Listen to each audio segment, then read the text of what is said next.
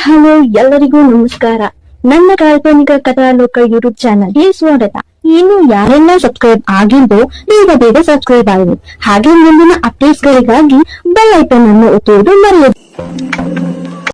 ರಜತ್ ಕಡೆಗೆ ಹೋದ ವಿರಾಜ್ ನೋಟ ಉಬ್ಬು ಬೆರೆಯುವ ಹಾಗೆ ಮಾಡಿತ್ತು. ರಜತ್ ಸಿರಿ ಸೌಂದರ್ಯವನ್ನ ನೋಡ್ತಾ ಕಳೆದು ಹೋಗಿದ್ದ. ಅಲ್ಲಿಗೆ ಬಂದಿದ್ದ ಹುಡುಗಿಯರಿಗಿಂತ ಸಿರಿ ವಿಭಿನ್ನವಾಗಿದ್ಲು. ನೋಡಿದ ಕೂಡಲೇ ಹಿಡಿಸ್ಬಿಟ್ಲು. ಅವಳ ಮುದ್ದು ಮುಖ ನೋಡ್ತಾ ರಜತ್ ಕಣ್ಣು ಮತ್ತಷ್ಟು ಅರಳಿತು. ಆದರೆ ಅವನ ಕಂಗಳಲ್ಲಿದ್ದ ಹೊಳಪು ಕಂಡು ವಿರಾಜ್ ಕಣ್ಣು ಕೆಂಪಾಯಿತು. ಅಷ್ಟರಲ್ಲಿ ಸ್ಟೇಜ್ ಮೇಲೆ ನಡೆಯುತ್ತಿದ್ದವಳ ಕಾಲ್ಗೆ ಯಾರು ಅಡ್ಡ ಹಾಕಿದ ಕಾರಣವೋ ಏನೋ ಸಿರಿ ನೆಲದ ಮೇಲೆ ಬಿದ್ದುಬಿಟ್ಟಿದ್ಲು. ಅವಳನ್ನು ನೋಡಿ ಅವಳ ಅಕ್ಕಪಕ್ಕದ ಕಂಟೆಸ್ಟೆಂಟ್ಸ್ ಜೊತೆಗೆ ಇನ್ನೂ ಕೆಲವರು ಜೋರಾಗಿ ನಕ್ಕರು. ಕೆಲವರು, ಮಿಡಲ್ ಕ್ಲಾಸ್ ಬ್ಯೂಟಿ, ನಿಂಗೆ ಬೇಕಿತ್ತ ಈ ಹೈ ಹೀಲ್ಸ್, ನಡೆಯೋಕ್ಕಾಗಲ್ಲ ಅಂದಮೇಲೆ ಈ ಪೋಸ್ ಏನಕ್ಕೆ, ಹೀಗೆ ಹೀಯಾಳಿಸಲು ಆರಂಭಿಸಿದ್ರು. ಸಿರಿ ಅಳುತ್ತಾ ಮುಜುಗರದ ಮುದ್ದೆಯಾದಳು. ಸ್ಟೇಜ್ ಮೇಲಿದ್ದ ಹುಡುಗಿಯರು ನಗೋದು ನೋಡುವ ರಜತ್ಗೆ ಬೇಸರವಾಯಿತು. ಅದರಲ್ಲೂ ಅವರೆಲ್ಲ ಸಿರಿನ ಹೀಯಾಳಿಸಿ ನಗೋದು ಕಂಡು ಕೋಪ ಬಂತು. ಅವನು ಹಣಕ್ಕೆ ಬೆಲೆ ಕೊಡೋನಲ್ಲ, ಗುಣಕ್ಕೆ ಮತ್ತು ಡಿಸಿಪ್ಲಿನ್ಗೆ ಬೆಲೆ ಕೊಡೋನು. ಏನೂ ಅರಿಯದ ಮುಗ್ಧೆಗೆ ಈ ವೇದಿಕೆ ನಾಲಾಯಕ್ಕು ಎನ್ನುವಂತೆ ಎಲ್ಲರೂ ಮಾತಾಡಿಕೊಳ್ಳೋದು ಕೇಳಿಸಿಕೊಳ್ಳುತ್ತಾ ಅಸಹನೆ ತೋರುತ್ತಿದ್ದ. ಆದರೆ ಅವರ ಮಾತನ್ನ ಕೇಳಿಸಿಕೊಂಡು ಇನ್ನೇನು ವಿರಾಜ್ ಉತ್ತರಿಸಬೇಕಿತ್ತು. ಅಷ್ಟರಲ್ಲಿ ತೀರ್ಪುಗಾರರ ಸೀಟ್ ಬಿಟ್ಟು ಮೇಲೇಳುವ ರಜತ್, ಸ್ಟಾಪ್ ಇಟ್ ಪ್ಲೀಸ್ ಎಂದು ಎಲ್ಲೆಡೆ ನೋಡಿ ಗುಡುಗಿದ್ದ. ನಂತರ ಸ್ಟೇಜ್ ಕಡೆಗೆ ನಡೆಯುತ್ತಾ, ಇದರಲ್ಲಿ ನಗೋದೇನಿದೆ, ನೀವೆಲ್ಲ ಲಿಟ್ರೇಟ್ಸ್ ತಾನೆ, ಇದನ್ನು ನೀವು ಕಲ್ತಿರೋದು, ಬಿದ್ದವರನ್ನ ಕಂಡು ನಗೋದು, ಗೇಲಿ ಮಾಡೋದು, ಒಬ್ರಿಗೂ ಅವರನ್ನು ಎಬ್ಬಿಸ್ಬೇಕು, ಹೆಲ್ಪ್ ಮಾಡಬೇಕು ಅನ್ನಿಸ್ಲಿಲ್ವಾ ಎಂದು ಬೇಸರ ವ್ಯಕ್ತಪಡಿಸುತ್ತಾ ಸಿರಿ ಮುಂದೆ ಬಂದು, it's okay, can I help you ಎಂದು ರಜತ್ ಅವಳ ಮುಂದೆ ಕೈ ಚಾಚಿದ ಕೂಡಲೇ ಆ ಕೈ ಪಕ್ಕಕ್ಕೆ ತಳ್ಳಿ ವಿರಾಜ್ ಸಿರಿ ಕೈಗೆ ಕೈ ಕೊಟ್ಟು ಮೇಲೇಳಿಸಿದ.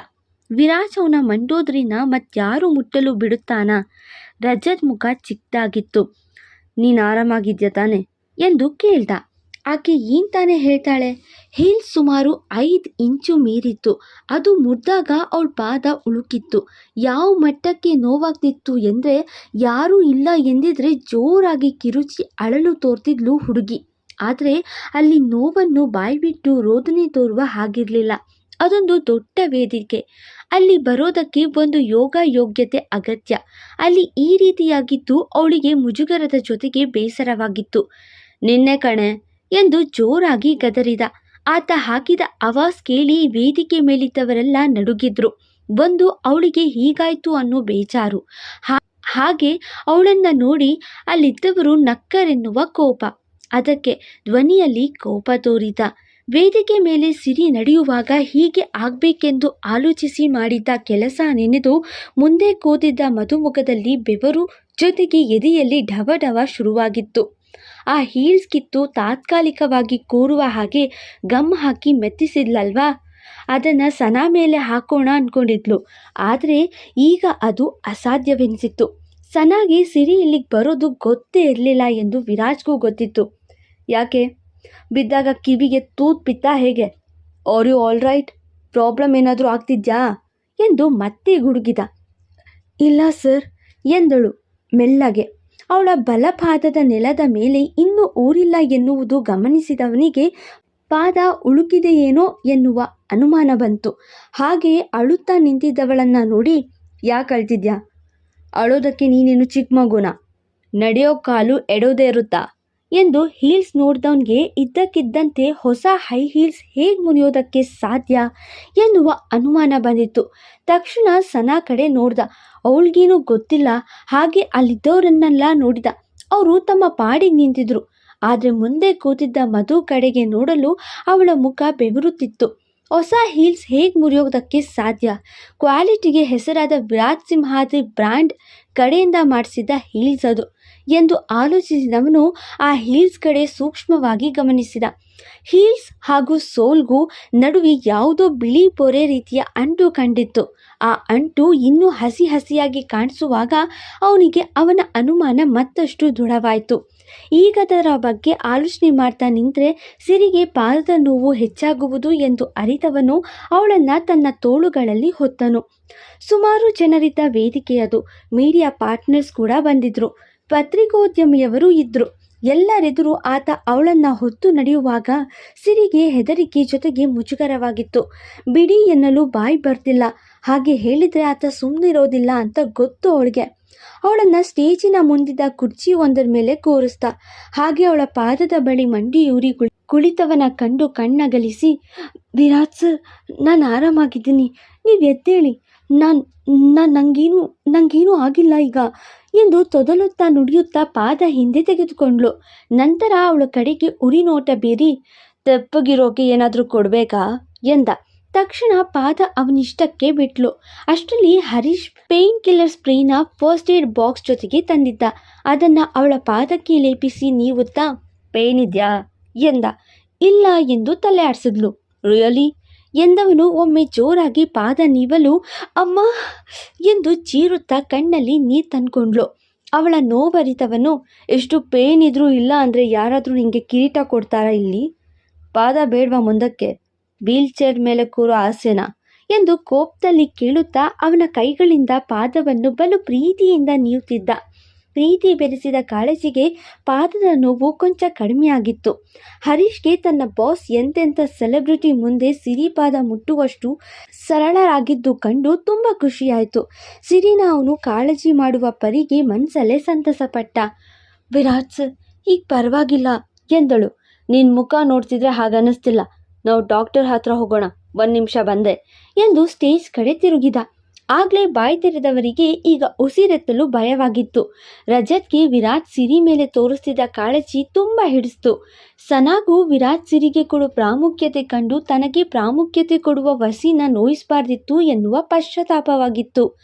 ಹಲೋ ಲೇಡೀಸ್, ಆಗಲೇ ಏನೋ ಪಿಸು ಪಿಸು ಅಂದ್ರಲ್ವಾ, ರಿಪೀಟ್ ಮಾಡ್ತೀರಾ ಎನ್ನುತ್ತಾ ಸ್ಟೇಜ್ ಮೇಲೆ ರಭಸವಾಗಿ ಬಂದವನು, ನೀವೆಲ್ಲ ಮಾಡೆಲ್ಸ್ ಅಂದರೆ ಮುಖಕ್ಕೆ ಪೇಂಟ್ ಹಾಕ್ಕೊಂಡು ಮೈಗೆ ಸೆಂಟ್ ಹಾಕ್ಕೊಂಡು ಬಂದು ಪೋಸ್ ಕೊಡೋದಷ್ಟೇ ಅಂದ್ಕೊಂಡ್ರ? ಒಂದು ಹುಡುಗಿ ಬಿದ್ಲು ಅಂತ ನಗ್ತಿದ್ದೀರಲ್ಲ, ಇದನ್ನು ನಮ್ಮ ಮ್ಯಾನಸ್ ಹೈ ಕ್ಲಾಸ್ ಬುದ್ಧಿ ಅಲ್ಲಲ್ಲ, 3rd ಕ್ಲಾಸ್ ಬುದ್ಧಿ. ಬ್ಯೂಟಿ ಇದ್ದರೆ ಸಾಲದು, ಒಳ್ಳೆ ಗುಣನೂ ಇರಬೇಕು. ಫಿಸಿಕಲಿ ಎಲ್ಲ ಹುಡುಗಿರು ಬ್ಯೂಟಿಫುಲ್ ಆಗಿರ್ತಾರೆ. ಸುಣ್ಣ ಬಣ್ಣ ಹೊಡೆದ್ರೆ ಹೇಗೆ ಹಳೆ ಮನೆ ಕೂಡ ಹೊಸ ಮನೆ ಅನಿಸುತ್ತೋ ಹಾಗೆ. ಆದರೆ ಅದರ ಬಂಡವಾಳ ಒಳಗಡೆ ಹೋದಾಗಲೇ ಗೊತ್ತಾಗೋದು. ಹಾಗೆ ಬ್ಯೂಟಿ ಇನ್ ಆ್ಯಂಡ್ ಔಟ್ ಆಗಿರಬೇಕು. ನೀವೆಲ್ಲ ಮಾಡೆಲ್ಗಳಲ್ಲ, ಅವ್ರ ಮನೆ ಕ್ಲೀನರ್ಸ್ ಆಗೋಕ್ಕೂ ಲಾಯಕ್ಕಿಲ್ಲ. ನಾನ್ಸೆನ್ಸ್ ಎಂದು ಅವನ ಶೈಲಿಯಲ್ಲೇ ಉದಾಹರಣೆ ನೀಡಿ ಉಗ್ದಿದ್ದ. ಅಲ್ಲಿದ್ದ ಹುಡುಗಿಯರಿಗೆ ಇದಕ್ಕಿಂತ ದೊಡ್ಡ ಅವಮಾನ ಬೇರೊಂದಿಲ್ಲ. ತಲೆ ತಗ್ಸಿದ್ರು. ಆಗಲೇ ಯಾರೋ ಮಿಡಲ್ ಕ್ಲಾಸ್ಗೆ ಹೈ ಕ್ಲಾಸ್ ಹೀಲ್ಸ್ ಬೇಕಾ ಎಂದಿದ್ದಳೋ ಅವಳ ಮುಂದೆ ಹೋದವನು, ಹಲೋ ಮಿಸ್ ಹೈ ಕ್ಲಾಸ್, ಏನು ಮಿಡಲ್ ಕ್ಲಾಸ್ ಹುಡುಗಿರು ಹೈ ಹೀಲ್ಸ್ ಹಾಕಬಾರ್ದು ಅಂತ ರೂಲ್ಸ್ ಇದೆಯಾ? ಇಷ್ಟಕ್ಕೂ ಅವಳೇನಾದರೂ ನಿಮ್ಮಪ್ಪನ ದುಡ್ಡಲ್ಲಿ ಹೈ ಹೀಲ್ಸ್ ಹಾಕಿದ್ದ? ಇಲ್ವಲ್ಲ. ಹೌದು, ಅವಳಿಗಿದು ಫಸ್ಟ್ ಟೈಮ್, ಈ ಸ್ಟೇಜ್ ಫಸ್ಟ್ ಟೈಮ್, ಈ experience first time. So what? Beauty with talent ಇರೋರು ಈ ಸ್ಟೇಜ್ ಸೇರ್ತಾರೆ, ಅದರಲ್ಲಿ ಅವಳು ಒಬ್ಳು. ನಿನ್ನ ರೀತಿ ಯೋಚನೆ ಮಾಡಿದ್ರೆ ಈ ಸ್ಟೇಜ್ಗೆ ನೀನು ಅವಮಾನ, ಈ ಸ್ಟೇಜ್ಗೆ ನೀನು ನಾಲಾಯಕ್ಕು ಎಂದು ಅವಳ ಹಾಗೆ ಅವಳನ್ನು ಹೀಯಾಳಿಸಿಯೇ ಮಾತಾಡಿದ್ದ. ಅವಳಿಗೆ ಇರಿಸು ಮುನಿಸಾಗಿ, ಮಿಸ್ಟರ್ ವಿರಾಟ್ ಸಿಂಹಾದ್ರಿ ಎಂದು ಉಸಿರೆತ್ತಿದಳು. ಯಾಕೆ ಕೋಪ ಬರ್ತಿದ್ಯಾ? ಸತ್ಯ ಹೇಳಿದ್ರೆ ಕೋಪ ಬರುತ್ತೆ. ನಿಂಗೆ ಮಾತ್ರ ಮನ್ಸಿದ್ಯಾ, ಬೇರೆಯವ್ರಿಗಿಲ್ವಾ? ಅವಳನ್ನು ನೋಡಿ 32 ಹಲ್ಲು ಬಿಟ್ಟ ಹಾಗೆ ಬಿಡು. ಈಗ ನಿಂಗೊಂದು ನ್ಯಾಯ, ಅವಳಿಗೊಂದು ನ್ಯಾಯನಾ ಎಂದು ಪ್ರಶ್ನೆ ಮಾಡುವಾಗ ಅವಳಿಗೆ ಮುಜುಗರವಾಯಿತು. ಅಲ್ಲಿಂದ ಹೊರಟಳು. ಇದು ಒಂದು ಸ್ಟೇಜ್, ಇದಕ್ಕೆ ನೀವೆಲ್ಲ ಕಂಟೆಸ್ಟೆಂಟ್ಗಳು. ಬೇಸಿಕ್ ನಾಲೆಜ್ ಇಲ್ದವ್ರಿಗೆ ಕಿರೀಟ ಇಟ್ಟು ಮೆರೆಯೋದಕ್ಕೆ ಈ ವಿರಾಟ್ ಸಪೋರ್ಟ್ ಮಾಡಲ್ಲ. ಅವಳಿಗೆ ಈ ಸ್ಟೇಜ್ ಬೇಕಾ ಅಂದ್ರಲ್ವಾ? ನಿಜ, ಅವಳಿಗೆ ಇದು ಬೇಕಿಲ್ಲ. ಅವಳಿಗೆ ಈ ಸ್ಟೇಜ್ ಸೂಟ್ ಆಗಲ್ಲ. ಸೀರೆ ಪರ್ಫಾರ್ಮ್ ಮಾಡೋ ಸ್ಟೇಜ್ ಇದಲ್ಲ. ಅವಳ ಲೆವೆಲ್ಲೇ ಬೇರೆ. ಅವಳ ಪಾದ ಸೋಕೋಕ್ಕೆ ಈ ಸ್ಟೇಜ್ಗೆ ಯೋಗ್ಯತೆ ಇಲ್ಲ. ಅವಳ ಯೋಗ್ಯತೆ ಬಗ್ಗೆ ಮಾತಾಡೋ ಈ ಸ್ಟೇಜ್ ನನಗೆ ಅವಶ್ಯಕತೆ ಇಲ್ಲ. ಗ್ರಾಬಿಯರ್ ಲುಕ್ಕಿಂದ ಯುವರಾಜ್ ಸಿಂಹಾದ್ರಿ ದೂರ ಉಳಿತಾನೆ ಎಂದು ಅಲ್ಲಿಂದ ಸ್ಟೇಜ್ ಇಳಿದವನು ಸಿರಿನ ಹೊತ್ತು ಹೊರ ನಡೆದ. ಅವನ ಈ ನಿರ್ಧಾರ ಇಡೀ ಗ್ರ್ಯಾಬ್ ಯುವರ್ ಲುಕ್ ತಂಡಕ್ಕೆ ಆತಂಕ ತರಿಸ್ತು. ವಿರಾಜ್ ಕೇವಲ ಅಲ್ಲಿ ಭಾಗವಹಿಸಿರಲಿಲ್ಲ, ಬದಲಾಗಿ ಪ್ರತಿ ವರ್ಷ ಸ್ಪಾನ್ಸರ್ ಕೂಡ ಆಗಿದ್ದ. ಕೋಟಿಗಟ್ಟಲೆ ಬೆಲೆ ಬಾಳುವ ಕಾಸ್ಟ್ಯೂಮ್ ಪ್ರತಿ ವರ್ಷ ಅವನ ಕಂಪ್ನಿ ಕಡೆಯಿಂದಲೇ ಲಾಂಚ್ ಆಗ್ತಿತ್ತು. ಅವನ ಎಲ್ಲ ಕಾಸ್ಟ್ಯೂಮ್ಸ್ ಬಲು ಬೇಡಿಕೆ ಹುಟ್ಟಿಸ್ತಿತ್ತು. ಈಗ ಅವನು ಕೈ ಬಿಟ್ಟರೆ ಗ್ರ್ಯಾಬ್ ಯುವರ್ ಲುಕ್ ತನ್ನ ಮೌಲ್ಯ ಕಳ್ಕೊಳ್ಳುತ್ತದೆ ಎಂದು ಹೆದರಿಕೆಯಾಗಿತ್ತು. ಸಿರಿಗೆ ವಿರಾಜ್ನ ಅಚಾನಕ್ ನಿರ್ಧಾರ ಕಂಡು ಅಚ್ಚರಿಯಾಯಿತು. ತನಗಾಗಿ ಅವನ ದೊಡ್ಡ ಕನಸಿನ ಪ್ರೋಗ್ರಾಂನಿಂದ ಹೊರ ಬರ್ತಿದ್ದಾನಲ್ಲ ಎಂದು. ಅವಳಿಂದ ಅವನ ಆಸೆ ಗುರಿ ದೂರವಾಗಬಾರ್ದು ಎಂದು. ವಿರಾಜ್ ಸರ್, ನೀವು ಆತುರದಲ್ಲಿ ನಿರ್ಧಾರ ತಗೋತಿದ್ದೀರಾ, ನನಗೇನೂ ಆಗಿಲ್ಲ, ನಾವು ಪ್ರೋಗ್ರಾಮ್ ಕಂಟಿನ್ಯೂ ಮಾಡಬಹುದು ಎಂದು ತಿಳಿ ಹೇಳಲು ಪ್ರಯತ್ನಿಸಿದ್ಲು. ಆದರೆ ಅದು ವಿಫಲವಾದ ಹಾಗೆ ಅವಳನ್ನು ಹೊತ್ಕೊಂಡು ಹೊರ ನಡೆದ. ಆ ಕ್ಷಣ ಯಾರಿಗೇನೆಲ್ಲ ಎನ್ನಿಸ್ತೋ ಗೊತ್ತಿಲ್ಲ. ಸನಾಗೆ ಮಾತ್ರ ಪ್ರೀತಿ ಮುಂದೆ ಗೊತ್ತು ಗುರಿಗಳು ಅಡ್ಡಿಯಾಗದು ಎಂದು ಅರಿವಾಗಿತ್ತು. ತನ್ನ ಫ್ಯಾಷನ್ ಇಂಡಸ್ಟ್ರೀಸ್ ಜಗತ್ತಿಗೆ ಪರಿಚಯಿಸಬೇಕು ಎನ್ನೋ ಹಠದಲ್ಲಿ ಆಕೆ ಅವಳನ್ನು ಮನಸಾರೆ ಪ್ರೀತಿಸೋ ವಸಿನ ದೂರ ಮಾಡಿಕೊಂಡ್ಳು. ಆದರೆ ವಿರಾಜ್ ತನ್ನ ಪ್ರೀತಿಗಾಗಿ ಅವನ ಆಸೆಯನ್ನು ದೂರ ಮಾಡಿಕೊಂಡಿದ್ದ. ತನ್ನ ಬಾಸ್ ಸಿರಿಗಾಗಿ ಸ್ಟೇಜ್ನ ತಿರಸ್ಕರಿಸಿದ್ದು ಹರೀಶ್ಗೆ ಸಂಪೂರ್ಣವಾಗಿ ಅವರ ಮಧ್ಯೆ ಇರುವುದು ಯಾರೂ ಬಿಡಿಸಲಾಗದ, ದೂರ ಮಾಡಲಾಗದ ಪವಿತ್ರವಾದ ಪ್ರೀತಿ ಎಂದು ಅರಿವಾಗಿತ್ತು. ಮನಸ್ಸಲ್ಲಿ ಒಳ್ಳೆಯದಾಗಲಿ ಎಂದು ಆಶಿಸಿದ್ದ. ಅವಳನ್ನು ಹೊರಗಡೆ ಹೊತ್ತು ಬರ್ತಿದ್ದವನನ್ನು ಮಾತಾಡಿಸಲು ಹೆದರಿಕೆಯಾಗಿತ್ತು ಸಿರಿಗೆ. ಅವಳಿಗಾದ ಅವಮಾನವನ್ನು ತನಗಾದಂತೆ ಭಾವಿಸಿ ಬುಸುಗುಡುತ್ತಿದ್ದ. ಹಾಗೆ ಕಾರಿನ ಕಡೆ ಬರುತ್ತಿದ್ದವನ ನೋಡಿ, ವಿರಾಜ್ ಸರ್ ಎಂದಳು ಮೆತ್ತಗೆ. ಏನೇ ಎಂದು ಗಡುಸಾಗಿ ಕೇಳಿದ. ನೀವು ನನ್ನ ಇಲ್ಲೇ ಕೂರಿಸಿ 2 ನಿಮಿಷ ಎಂದಳು. ಅವಳ ಮಾತಿಗೆ ಕೊಂಚ ಸಿಡುಕಿದ್ರೂ ಅಲ್ಲೇ ಪಾರ್ಕ್ ಬಳಿ ಇದ್ದ ರಿಲ್ಯಾಕ್ಸ್ ಬೆಂಚ್ ಮೇಲೆ ಕೂರಿಸ್ದ. ತನ್ನ ಪಾದ ಮುಟ್ಟಿ ನೋಡ್ಕೊಂಡವಳು, ನನ್ನ ಪಾದ ಆರಾಮಾಗಿದೆ, ನೀವು ಟೆನ್ಷನ್ ಆಗಬೇಡಿ, ಮತ್ತು ಕೋಪದಲ್ಲಿ ತಗೊಳ್ಳೋ ನಿರ್ಧಾರ ಸರಿ ಇರಲ್ಲ, ಸ್ವಲ್ಪ ಆಲೋಚನೆ ಮಾಡಿ. ಗ್ರ್ಯಾಬ್ ಯುವರ್ ಲುಕ್, ನೀವು ಪ್ರತಿ ವರ್ಷ ಗೆದ್ದು ಒಳ್ಳೆ ಹೆಸರು ಮಾಡಿದ್ದೀರಾ. ನನ್ನಂಥ ಮಿಡಲ್ ಕ್ಲಾಸ್ ಹುಡುಗಿಗಾಗಿ ಅಷ್ಟು ದೊಡ್ಡ ವೇದಿಕೆಯನ್ನು ತಿರಸ್ಕಾರ ಮಾಡೋದು ಸರಿಯಲ್ಲ. ನೀವು ತಾಳ್ಮೆಯಿಂದ ಆಲೋಚನೆ ಮಾಡಿ.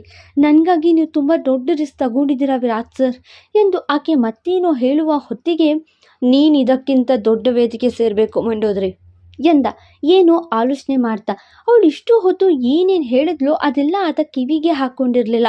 ಕೇವಲ ಅವಳಿಗಾದ ಅವಮಾನದ ಬಗ್ಗೆ ಯೋಚನೆ ಮಾಡ್ತಾ ಏನೋ ನಿರ್ಧಾರ ಮಾಡಿದ ಹಾಗೆ ಅವಳ ಕಡೆ ತಿರುಗಿ, ಇವರೆಲ್ಲ ಕಣ್ಣು ಬಾಯಿ ಬಿಟ್ಟು ನಿನ್ನ ನೋಡಬೇಕು, ನೀನು ವರ್ಲ್ಡ್ಸ್ ನಂಬರ್ 1 ಸ್ಟೇಜ್ ಹತ್ತಬೇಕು ಎಂದು ಹೇಳ್ತಾನೆ. ಅವನ ಈ ನಿರ್ಧಾರ ಸಿರಿಗೆ ದಿಗಿಲು ಹುಟ್ಟಿಸಿತು. ವಿರಾಜ್ ಸರ್, ಏನೇನೋ ಯೋಚನೆ ಮಾಡ್ತಿದ್ದೀರಾ, ನೀವು ಕೋಪದಲ್ಲಿ ಏನೂ ಡಿಸೈಡ್ ಮಾಡಬೇಡಿ ನೀವು ಎಂದು ಅವನ ಬಳಿ ತನಗೆ ತೋಚಿದ್ದು ಹೇಳ್ತಿದ್ದವಳನ್ನು ತನ್ನ ಬಳಿ ಎಳೆದುಕೊಂಡವ. ನೀನು ಯಾರೇ ನನ್ನ ಡಿಸಿಷನ್ಸ್ ಬಗ್ಗೆ ಮಾತಾಡೋಕೆ? ಗ್ರ್ಯಾಬ್ ಯುವರ್ ಲುಕ್ ಪ್ರತಿ ವರ್ಷ ನನ್ನ ಲಕ್ ಬದಲು ಮಾಡ್ತಿತ್ತು, ಈ ವರ್ಷ ನಾನು ನಿನ್ನ ಲಕ್ ಬದಲು ಮಾಡ್ತೀನಿ ಎಂದವನು ಅವಳ ಕಣ್ಣಲ್ಲಿ ಕಣ್ಣಿಟ್ಟು ನೋಡ್ತಾ, ನಿನಗಾಗಿ ನನ್ನ ಫೇವ್ರೆಟ್ ಸ್ಟೇಜ್ನ ಬಿಟ್ಕೊಟ್ಟಿದ್ದೀನಿ ಅಂದರೆ ನನಗೆ ನಿನ್ನ ಮೇಲೆ ಜಸ್ಟ್ 70% ಲವ್ ಅಲ್ಲ, 90% ಲವ್ ಆಗಿದೆ ಅಂತ ಕನ್ಫರ್ಮ್ ತಾನೆ? 100% ಆಯಿತು ಅಂದರೆ ಬರೆದಿಟ್ಕೊ, ನಿನ್ನ ಬದುಕು ಬದಲಾದಂಗೆ. ಆಗ ನಾನು ನಿನ್ನ ಕಂತೆ ಪುರಾಣವನ್ನು ಕೇಳೋದಿಲ್ಲ ಮಾಡೋದ್ರಿ. ನೀನು 1000 ಹೇಳಿದ್ರು ಫೈನಲ್ ಡಿಸಿಷನ್ ಈ ಲಂಕಾಧಿಪತಿ ಮಾಡ್ತಾನೆ ಎಂದವನು ಅವಳನ್ನು ಬಿಟ್ಟು, ಕಾರ್ ತರ್ತೀನಿ ಇಲ್ಲೇ ಇರು ಎಂದು ಹೋದ.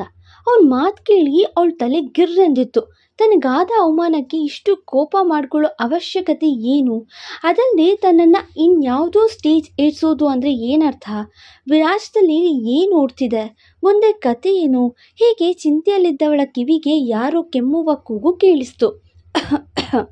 ಯಾರೆಂದು ನೋಡಲು ಅದು ಬೇರೆ ಯಾರೂ ಅಲ್ಲ, ರಜತ್. ಅವನನ್ನು ನೋಡಿ, ಸರ್ ಎಂದು ಎದ್ದು ನಿಲ್ಲಬೇಕು.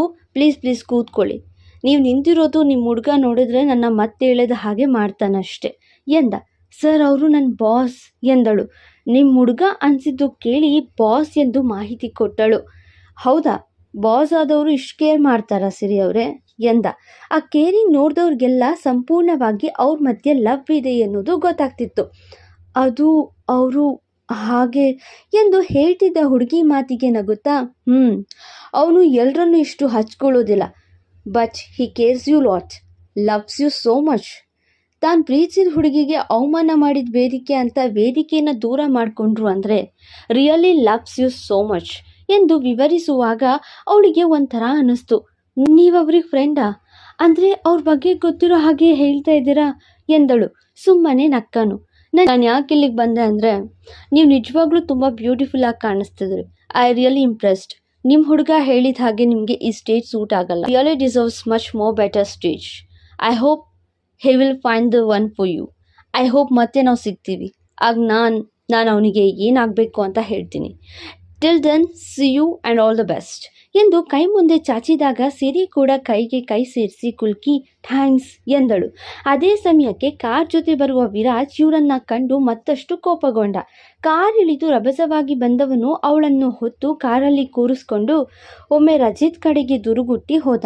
ರಜತ್ ಅವನ ಮುಖ ನೋಡಿ ಆಂಗ್ರಿ ಯಂಗ್ ಮ್ಯಾನ್, ಯಾವತ್ತಿಗೂ ಬದಲಾಗಲ್ಲ ಎಂದ್ಕೊಂಡ.